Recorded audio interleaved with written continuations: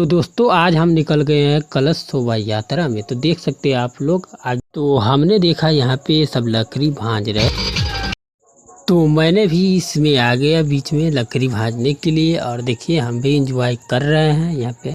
तो फिर हमने वहाँ से निकल गया और देखिए सब अभी देवी मैया के भक्ति में मगन होकर अपने अपने कूद रहा है लकड़ी लेकर। तो अच्छा लग रहा है। जय माता दी। तो फिर हम लोग वहाँ से चल पड़े हैं और बहुत दूर जाना है, तो हम लोग अभी कलशा के साथ निकल पड़े हैं। और बता दें कि आज हमने बहुत खुश हुई यार, क्योंकि कल देवी माँ का आँख खुलेगा। तो सभी श्रद्धालु भक्त अपने अपने छोटे छोटे कदमों से निकल पड़े हैं।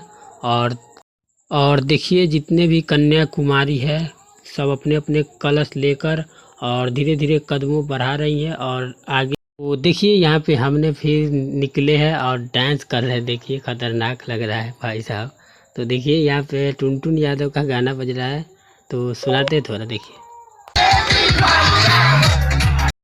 तो दोस्तों हमने फाइनली पहुँच गए हैं गाची में। तो देखिए हमारे गांव का भैया लोग जो है ये शरबत बना रहे हैं जो कि कुमारी कन्या को पिलाएगी।